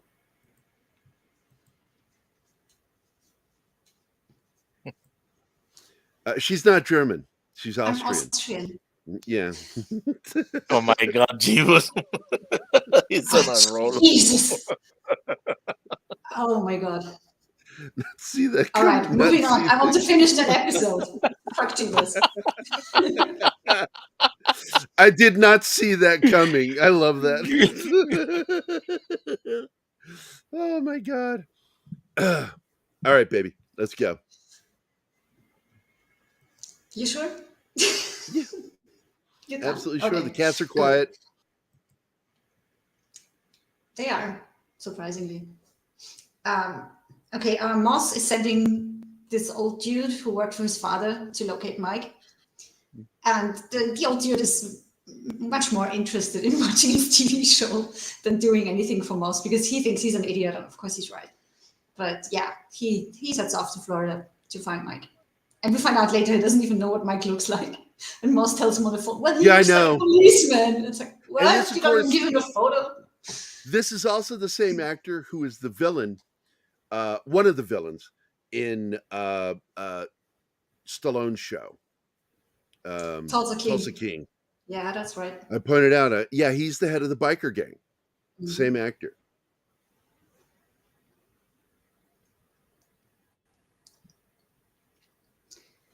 Yep. Yeah, Sonny is shit talking to Mike and letting him know, yeah, see, you just keep fucking up. Why don't you let me take over? And he suggests filling the truck up with airbags to bring it up to the surface so they can take out the gold. And the church is now unguarded, so they can store it there and then just put the truck back in the sinkhole. Right. And it seems like the only idea they have right now. So we also see a bit more of Caitlin, the reporter who wants to be an investigative journalist and is being denied. And Mike is never calling her back. And now she sends him a message that contains a threat because apparently she's found something in his history, in his life. Right. We don't know what.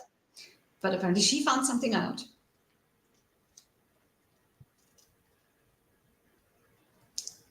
Let's see. What? Don't worry about it. Don't worry about it. Ignore the chat right now. Do not read the chat. Continue. Well, the only thing I had to say about that is remember Count Dankula. Count Dankula. That's right. Some people just don't want me to do my stuff here. I feel bullied. I do. I'm not bullying you. I want you to continue. Please continue. Without reading the chat. I put a different browser over chat. There you go. I see pulls up now. Jesus Christ. And guys. for those of you in KGRA land that can't see what's going on here and listening to this, I'm just going to tell you, Monkey Jeebus, who is just one of our favorite people because he's funny, is in the chat right now, not trying really hard to mess with Anima, and we're telling Anima, do not read his comments right now because you will get very people still up. No. Hey, John is in the house. Hey, John, I hope you're feeling better, buddy. Hey, John. Yeah, I hope you feel better. And there you go. Lady V says it best. No, we love you, Anima. Otherwise, there'd be no playfulness. Even Bill is Even Bill, what? Yeah. Even Bill is laughing. Go to Bill's the private laughing backstage right now. Oh my god, guys. I tell you, when Monkey's on a roll, man, he can nail it. I think there's that state when he's like right between super high and moderately high. That's where his peak is, right there when he's funniest. So, but anyway, let's keep going. Let's keep going. We got 12 minutes. So we have the old guy that Moss sent. He's trying to find Mike, and he ends up finding Deli, but of course he doesn't know her, and apparently doesn't recognize her. Her face has been all over the news, but yeah, and it's so weird. That happens right after he talks to the manager and his wife, the owners. Yeah, right. Of the motel, and that's a funny scene because they obviously lie because the husband says, "Well, the husband says, oh, he's here," and she goes, "Oh no, he checked out," and it's like that was so suspicious the way that was delivered. I told you, I said what she should have done is like, "Oh no, I just cleaned his room. They checked out." That's how she should have said it. But the way she says it, over top of him, cutting him off, really made it suspicious. And then he goes down to the room and knocks on the door, and she answers, and he doesn't even recognize her. And I guess I don't know if he even knows really who she is, even though she's been all over the news. Right? He doesn't know, but that, which is weird. But he does catch that there's a man in the room because the unveil thinks because he asks to use the bathroom. Can I use your bathroom? And she manages to get away all the clothes stuff, but of course there's manly stuff in the bathroom. And finds also the stolen gun and puts it in her waist belt. She finds it because she's afraid of him, so she wants that gun. And it's funny because he sees the shaving stuff and says, "Well, you know, your husband," and she gets all like antsy, and but he leaves. He actually leaves without a scene. She might have picked up that the guy is probably sent by Moss. Well, she knows who he is. He worked for. She says that. She says that to Mike later, who he is. She knows who he is. Yeah. And she's thrown by the fact that he didn't seem to recognize her. But she's like, we can't take a chance now. I can't go back there. Because once he puts it together, you know, so she goes and sees Sonny. And Sonny says, come stay at my place. You'll be safe there. Which I like that scene. And but then Mike goes to the fucking pit again. And I can't remember what he's doing. What was he doing there? He's getting ready to do something. You are jumping over a lot of stuff right now. All right, you go. Because Mike's ex visits his sister and is trying to get information, but his sister is very reluctant. Yeah, his ex figures out that she's on a case and she doesn't want to give up anything about Mike. And then we see the police guy who broke out of prison. And he is borrowing clothes from a laundry machine when a boy walks in and he's like, Mom? And the mom is like, yeah, you need it more than we do. Because he's in his orange convict clothing. And she's like, just have it. And it's fine. And he asks for change so he can make a phone call and tries to call his wife and turns around and yanks out the cord. So he has bad luck with phones all the way.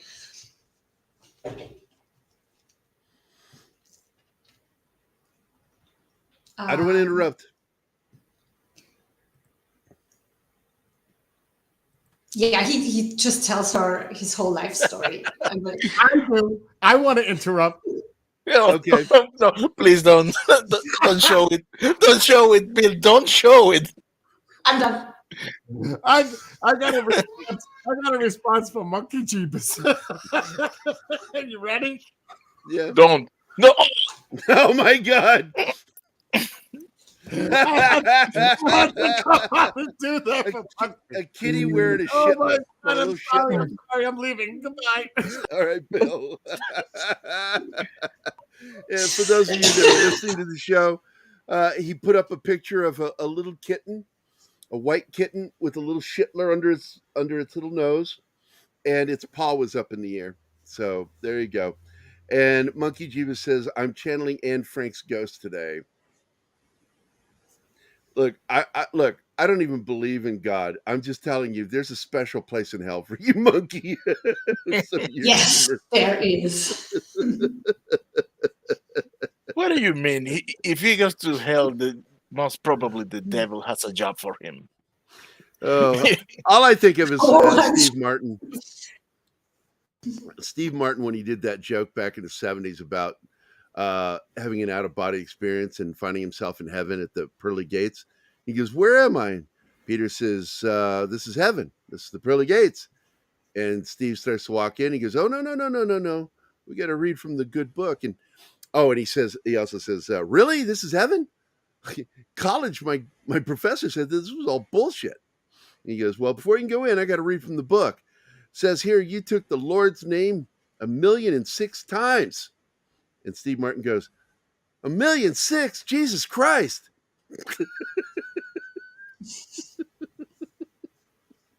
Steve Martin's funny. So anyway, let's get back on. We got a few minutes left. Yeah, not enough, I'm afraid. Well, I could try. Yes, 7 minutes.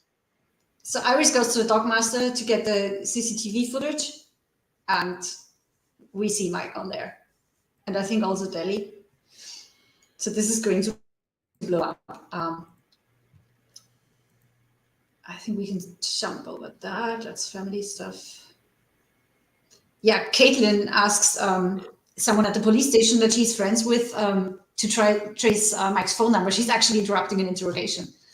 And Mike tells Sonny that he's being followed and gives the car's plate number and asks him to use his connections and have the plate number run.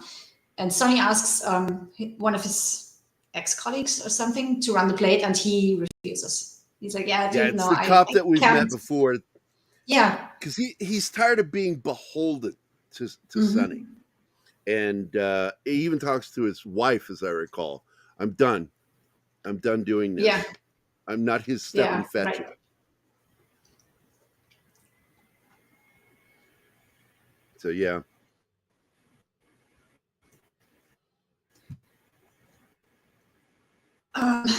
Yeah, Sonny keeps telling Deli and Mike to take the boat because they are in danger and they need to get out, and promises to give Mike his cut from the gold, but they need to get away from there. And Mike rejects it because he's like, "Yeah, you played me before, you're going to play me again." But Deli is also stressing because she knows that apparently Moss is going to fan out, and then what? So they really have no choice. But Mike isn't ready to leave his father in charge of all the gold because he's so sure he won't get his share. Then they find out that the sinkhole is getting security cameras because there's no guard anymore. So that's a new problem turning up. They are not having any luck with anything they do. Like whenever they make a plan, it just falls apart. And of course, the gangster thug that follows Mike to the sinkhole. To the sinkhole, and Mike is considering pulling a gun, and then decides, "Nope, I'm going to do this." Puts his hands up, walks out from behind the car, and the guy gets out, and he says, "I'm still undecided whether I want to shoot you," And they're talking, and it seems like this is going to be good. And then the big burly black dude that works with Sonny shows up, and so Mike starts pushing the gangster. He goes, no, you gotta hide. He's, "I'm not fucking hiding." And he's like, shoves him into the shitter, one of the portable shitters. And he goes, "It stinks in here." He goes, "Use a lighter." Yeah. Oh my and God. then the phone falls into the toilet. We cut back. Oh, and he goes to make a phone call, drops it in the fucking piss. You see it fall into the water, and he's like, I need that. And so he and the big burly black dude are fucking fighting now because he wants to put holes in this fucking shitter. He wants to shoot him. He goes, "No, don't. This will cause more problems." And so they're wrestling and fighting for shooting him. And then the guy pulls out a lighter. And right when the black guy gets up, is about to shoot, he lights the lighter, and the entire shitter explodes. Yeah. A giant fireball. and then the phone miraculously lands somehow, still and working. it's intact. It's I mean, intact, how? and on top of that, the phone call is coming in from his Russian boss. From Moss, yeah. And we also see that, Iris sees the security cam footage and she sees Deli on there. I think both Deli and Mike, but she sees Deli, who is supposed to be dead, and she makes the connection, the face that's been all over the media. She's the only one who recognizes her. Yeah. So, because I got to tell you, when she gets down there, she looks so white trashy. She does it perfectly. She's playing your typical Florida white trash. She really looks the smeared part. makeup and everything. Everything, the fucking weird hair. I think it's supposed to be beach hair. No, that's trailer park hair. So she's happy though. She tells Mike, I don't normally look like this. I don't want to do this anymore. She really wants to get away from it. And she wants to leave now because she feels it's become too complicated and dangerous. And she's wanting to leave. And this is where we see the gambling side of Mike pop back into play. Because he can't let go of the money. He can't let go. And it's like, this is why his wife left him. She shows up and he's at 3:00 in the morning down in the casino gambling. She goes, I don't want to be that person. He goes, then leave. Then don't be that person yet. Like, oh my God, you don't. I'm going to finish this because he can't walk away from the game. And I got to be honest, I think the screwing over that he got from his dad was to stop him from getting worse. That he screwed him over in order to get him to leave. I really do think that. I think that his interest in his son is genuine, that he really cares about him. Also, you can't blame Mike for falling back into bad habits because that is the first reason why he didn't want to go to Florida. It's why he didn't want to go to Florida. And then he had to. He had no choice. He had to go to Florida. And he knew this was a possibility. And he's just there you go. At the point now where he can't fight it anymore. So he tried to avoid it at all costs, to not fall back. Yeah, and so that's pretty much the summation of this episode. I got to tell you, I enjoy the crap out of this show. I really do. And yes, the phone surviving the explosion, just unbelievable. Also being under urine and water. I'm just like, no. But, you know, it did. And it is a comedy, you know. And I like the sense of humor. It's such a screwed up sense of humor, but I like it. Yep. It's a messed up humor. It's really dark. Yeah. We also, by the way, the cop, the one who Mikey stole the gun from, okay, the 45, the decorative 45. He escaped jail because they were having a big riot, and he just walks out. He just walks out. It's out. Well, no, he discovers this hatch in the ceiling open where the other guy broke out, and he just decides to take fuck it, I'm leaving, and nobody notices that he's gone. And so he shows up at a laundromat, and there's this woman and her son, and he's trying to steal something from their dryer, and they walk out of the back. They come out, and they're like, and he's like, I'm so sorry. I'm not that guy. Then he tells them his whole sad story. Tells the whole sad story, and they're like, it's okay, you can have them. But they just want to get out. Go. And he's about to leave with their stolen clothes. And then he stops and he goes, do you have any change? Yeah. And this guy's got nothing but bad luck. This is the only good thing that happens to him is the clothes. He goes over to the payphone in the laundromat, puts the money in that she gave him, and turns as he's on the phone. And it yanks the cord out of the fucking phone. And he's like, ah! That's the second time he gets screwed on a phone, because the first time is when his wife is on speaker without knowing it and lets all the inmates know he's a decorated police officer. Oh my God, yeah, on the speakerphone. And she's like, he has no luck with phones. And he's like, and they're all like hearing it, decorated cop. Put a lot of people in jail. Yeah, that's what she says, right? And all the inmates are like, This because I thought it was going to be worse for him than it was, and he did get beat up a little bit. But this show is just so much fun. It's silly. It really is kind of silly, but it's a bunch of screwed up characters and a very dumb mobster boss, and it's just problems over problems, and it's so much fun. Absolutely. So, good news and some bad news is, oh, well, no, it's been removed. I got to put it back up. Sorry, guys. Give me a second. We need to wrap. Yeah, I know. I'm trying to, and I need to promote the next show, for goodness sake. So here we go. I'm afraid I got to tell you this. I got an apology and a happy birthday from Kieran, but Kieran will not be on the show today. So we'll go a little bit over what's over on Geekosity, but probably going to go over, because we got some really important stuff. Indiana Jones 5, Yellowstone to end its Costner has already begun work on a new series called Horizon. David Zaslav says that bundled streaming services is the future. And I think he's reading the numbers. And again, I would love to get Valiant, Renegade, or Culture, but their work schedule is contradictory to our shows. So I can't get them on TGIF. Otherwise, they would be on our show because we're friends. But I really do pay attention to what Valiant, Renegade, and Culture talk about. And so we'll be talking about this afternoon. Plus, it is PCM's annual 1 year closer to death day for me. I'm 1 year closer to death.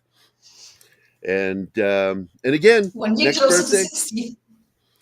Next year I'll be 60. So Your brain is never going to be that grown up. if I make it, dude, you better will, or I'll kill you myself. You never know. I've always joked. You watch, I'll have a stroke on the show, and everybody just thinks I'm fucking around. No, it's his real name. It is his real name, Monkey.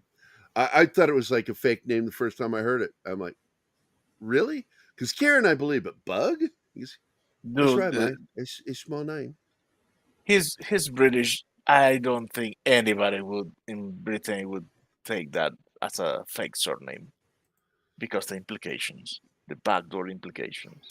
Tom's super busy today. Tom is going to be on tomorrow. Fridays is one of his busiest days, but he will be here tomorrow. It's Tom and Jagari. And what are we doing? Ghostbusters. Ooh, that should be fun. Nice. Yeah. So anyway, we'll be back in about 45 minutes and an hour right now.